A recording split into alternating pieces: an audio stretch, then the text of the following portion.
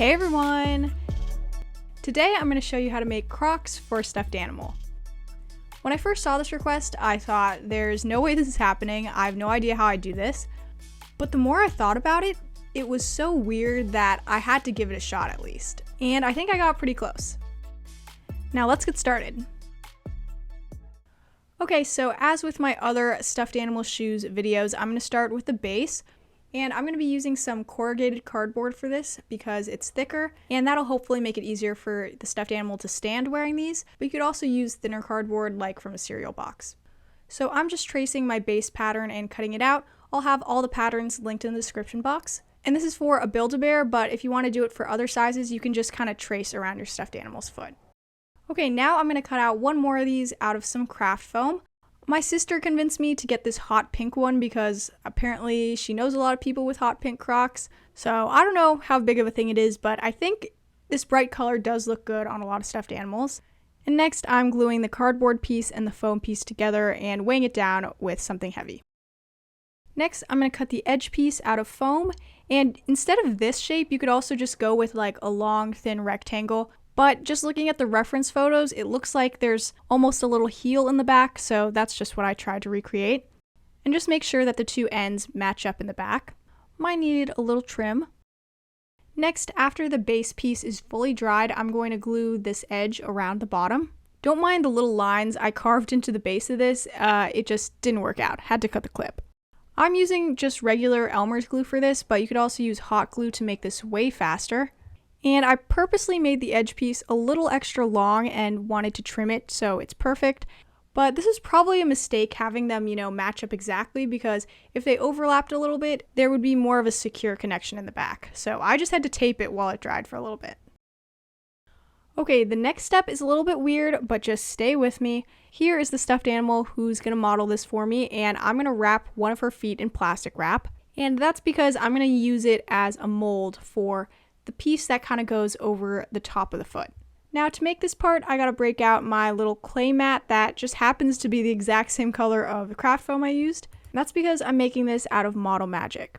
I decided to go with this because when it dries, it's really similar to the texture of craft foam, and I'll be able to easily mold it into that curved shape. But if you don't have this, you should still be able to use craft foam for this. I'll make sure to include a pattern for the shape you need. It just won't be as fitted to that curve of the foot as if you use Model Magic. Okay, so I first rolled out a big piece about 1/2 centimeter thick. A little thinner would be okay too. And I didn't make a pattern for this yet, so I kind of just cut out a random piece, and I found the best way to do that is with scissors for some reason. But I'm going to eventually cut it to the right shape later. And to cut out the little holes, I originally just used a regular disposable straw, but I thought the holes looked a little bit too big that way, so I cut the straw down the middle and kind of curved it in more to make a smaller circle and then taped it like that. Now you can poke out some holes. I just did 4 on top and 3 on the bottom, but you could really do them all over if you wanted. Okay, now I can finally mold this to the shape of my stuffed animal's foot. Again, you can use the printable to cut this in the right shape to start with because it'll be easier than cutting it when it's dry. Now I can let this air dry for a bit, and I will be repeating all of these steps, of course, for the other shoe. Okay, once these are fully dry, I can take them off and start cutting them into the right shape. I just wanted it to kind of taper out on the sides more. And the Model Magic is really easy to cut through. It's just not going to be very clean like when it was still soft. So my edge was really rough, but when it's on a stuffed animal, their hair kind of covers that, so at least it wasn't too obvious. Okay, so I also trimmed the bottom a little bit until it stuck out the amount I wanted it to. And as I was trying these on, I realized I made the base a little bit too small because you do want it to be pretty tight because that's what's going to make it stay on the foot basically. But I did make the final pattern a little bit bigger in case you were worried that it was too small, because it was just the tiniest bit too small for my Build-A-Bear. Okay, so after adding a thick layer of glue to that inside edge, I can just stick this on and let it dry. After it's dried, these are looking good, and now we can move on to adding the strap. So I will have a pattern for this for the one I used, but I'd still double check that with your stuffed animal just to see if it'll work. Having the strap in the back doesn't do too much in holding the shoe on your stuffed animal's foot, but it obviously makes it look more like a Croc, and I think makes it look like the shoe's not just dangling on the front of your stuffed animal's foot. I decided to attach the ends right past where my Model Magic piece ends, so kind of in the middle of the whole shoe. And I'm going to be making the strap adjustable so it can go either in the front or the back, which I wasn't sure if there was like a right way to wear them, but I guess people do both. So follow these next steps if you want to do that, but you can always just glue the ends of the strap in place right now and it'll be permanently in a certain orientation. Okay, so I first punched a hole out in that bottom edge of the shoe where I want to attach the straps, and now I need to make the pieces that are going to allow it to rotate. So I'm first cutting out 2 single hole punches out of craft foam. Then with scissors, I'm cutting out a third one. It just has to be slightly bigger than those other 2. Now I'm going to stack the little ones on top of the big one and glue them together and set them aside to dry. I forgot to mention, for one shoe you'll need 2 of these, so while those are drying, I'm going to cut the strap out of craft foam real quick. Now I'm going to be a little extra and hole punch some circles out of this just to match the look a little bit better, but it has no purpose. And I don't know what's wrong with my hole punch, but it's just like not punching all the way through, so these are not the smoothest circles. Okay, once these little circle rounds are dried, we can assemble this.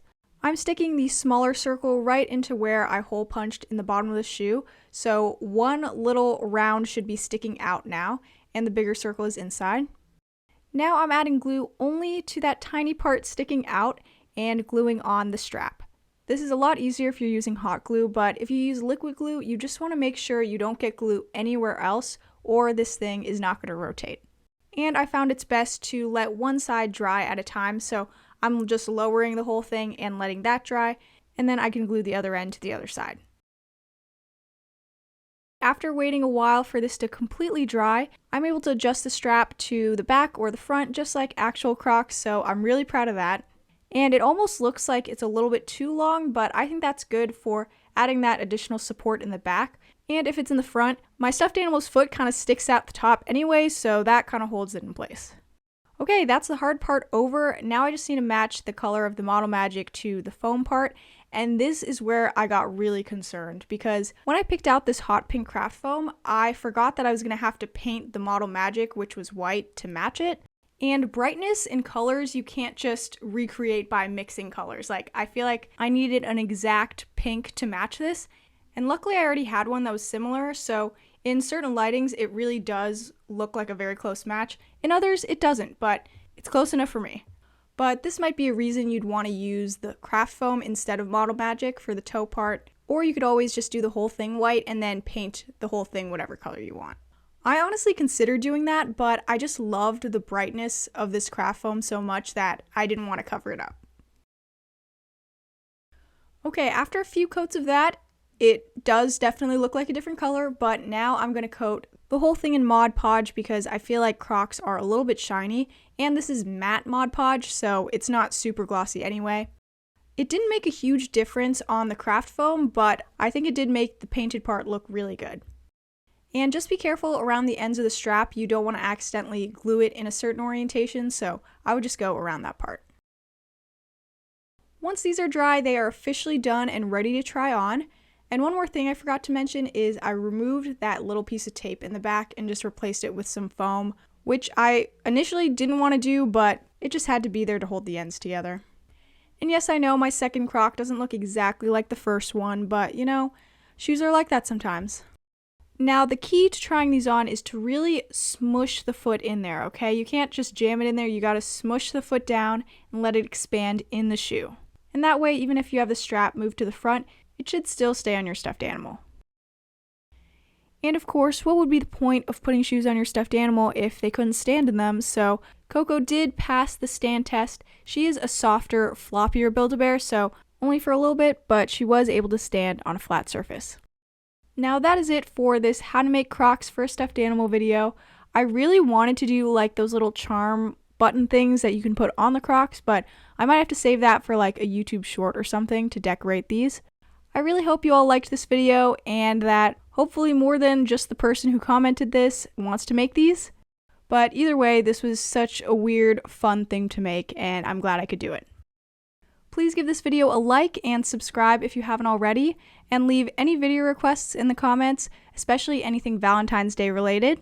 And I'll see you next time. Bye!